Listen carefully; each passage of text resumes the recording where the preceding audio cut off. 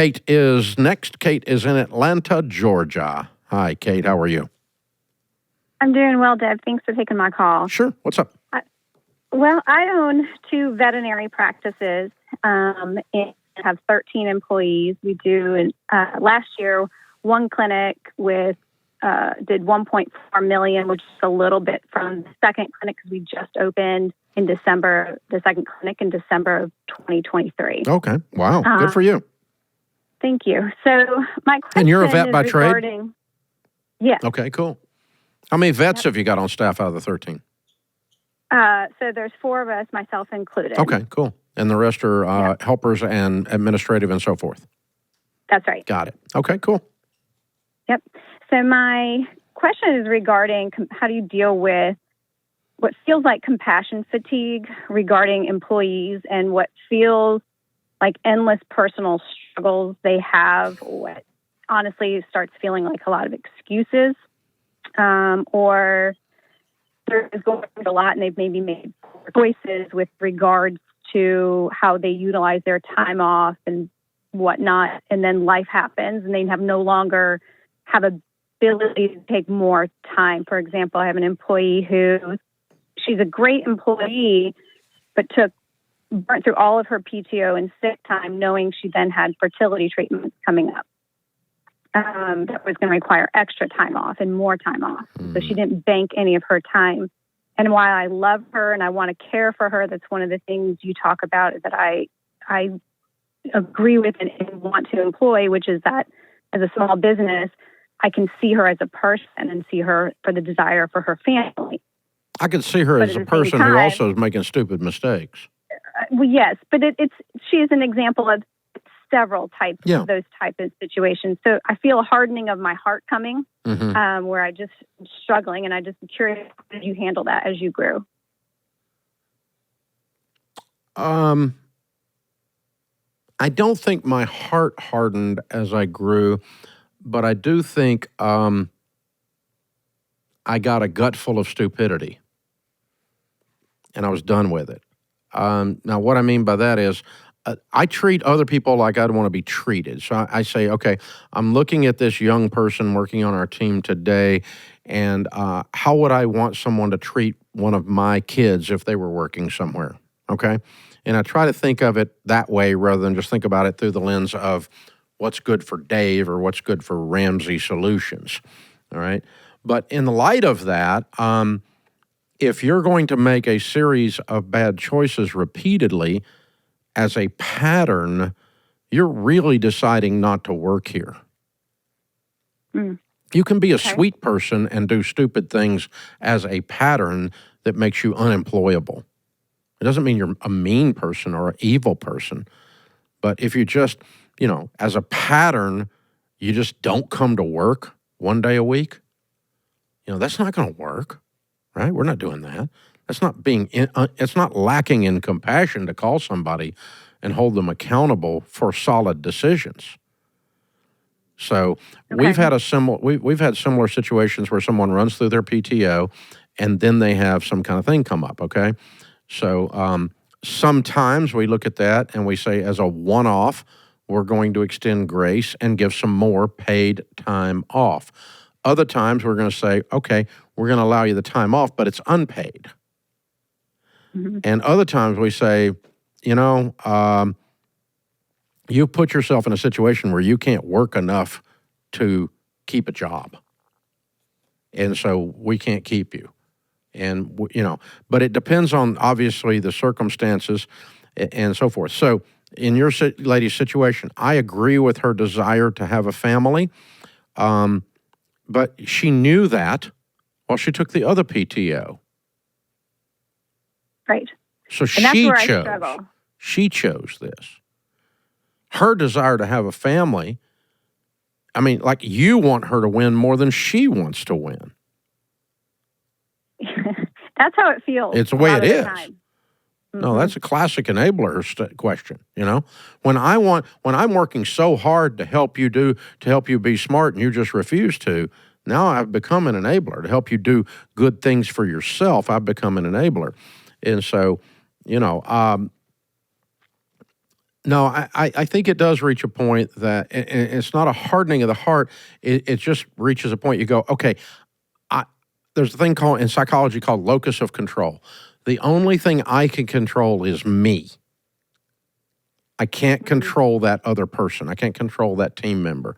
I can control how I choose to react. And so I often think to myself, okay, when I'm 98 or 96 or whatever it is and I'm on my deathbed, how am I going to feel about how I did this situation?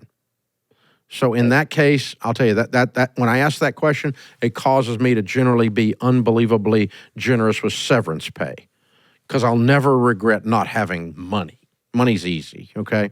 And I will regret how I treated someone on one of the worst days of their life getting fired. Okay, so that's something I can control. I don't know how they're going to act or react. I can't make them be grateful for that.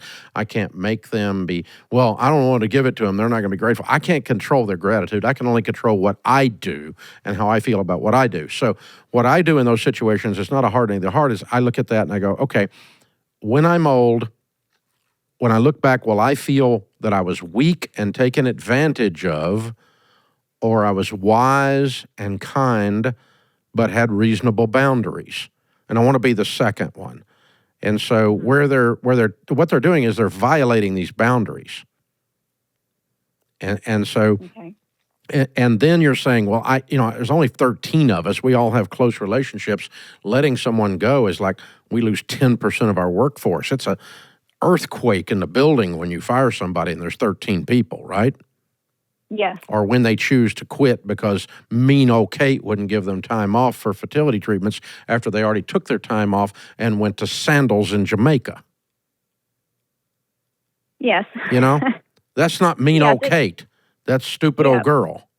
Okay? Well, how do you handle, so using your example of generosity of either giving more PTO depending on the situation or unpaid time, how do you balance that on such a small team? It's multiple people that you're often dealing with, and so you have to discipline one and say, okay, you can't have any more. You've maxed out everything, even with the generosity we've given you. Yeah. But this one over here, they've also maxed it out, but I'm still going to give generosity to them. Well, let's pretend. Okay, let's pretend this girl who used up all her PTO had a child had a accident on the playground, and she needs a week off. The kid's in ICU, so yeah, she gets PTO. Right. And if the other guy doesn't like it, he can hit the road. I'm going to give that girl grace. But this one had a planned life event that she screwed up herself on. Okay. These fertility treatments were coming for the last year and a half. They didn't just suddenly decide to do this last week. Right.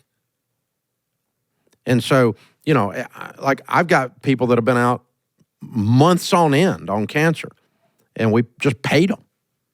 A complete violation of that. And if someone else who has not managed their life well thinks that it's unfair that they don't get months on end compared to a cancer patient, well, you're not going to fit in here. You need to leave. Okay. So, I mean, because there's no equity between those two things. They're not the same thing. You follow me? I do. It's the same. And somebody that doesn't get that and calls you mean, that's somebody who's trying to manipulate you. Yeah. I guess I'm just I understand fair and equal are not the same things. It's just, I think in a small team, it just feels magnified. It is magnified. Everything, there's more drama. I mean, you feel like you're running a beauty parlor. Like it's just like drama or something. It's like, it's crazy. And then they all sit around and talk about everything that they shouldn't talk about. Oh my gosh, it's awful. And so, we just had to put down our foot and go, guys, look, here's who we are. And at the point you don't like who we are, then I'm sorry. I'm doing the best I can. And, if you don't want to do it this way, go open you one, Yeah. And so and the weird thing is the people that have left that were upset over the years, nobody in the building really missed them. There was a little bit of drama, but, I guess we have 1,100 folks now, and at last count, in the last 32 years, we probably have roughly 2,000 people that no longer work here, most of which went on to do something else because they wanted to, a few of which we helped them leave. But 2,000 people used to work here. And no disrespect to any of them, but we haven't missed them. Mm-hmm. We're still getting our work done. And they didn't miss us. They've gotten on with their life. They're fine. And so turns out all of us can be replaced, me included. I wasn't here 2 weeks ago, and the ratings went up, So, it turns out all of us can do that. So it's, and my point of all of that is this, okay, you let somebody go, it feels like an earthquake right now. In 45 minutes, the rest of them are going to get on with their life. 1 week later, write it down. 1 week later, you think the world's going to come to an end. 1 week later, when that person's gone because they got mad you wouldn't extend them extra PTO, or you had to let them go because they just kept abusing your kindness. 1 week later, write it down, come back, send yourself an email, look up Kate. 1 week later, nobody will remember. It's already gone. People go on with their lives so fast.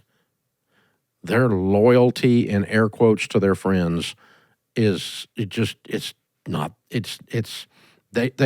quickly decide, I'm either going to quit because I'm mad too, or I'm not going to quit, so I'm not going to be mad. And they move on. So I completely agree with the struggle you're having. I've had it too, and I'm with you on that. I'm not trying to diminish it at all. I'm just trying to perspective of time and scale with me. I don't think I've gotten hard, but I also think I am wiser. While we extend more kindness and more extreme kindness in some situations, we're also wiser on not getting abused now. And we don't let you just come in here and tell us that you're going to do something that's silly and, we're not going to go along with it. So I don't know how to say that other than I think it's not a hardening of the heart.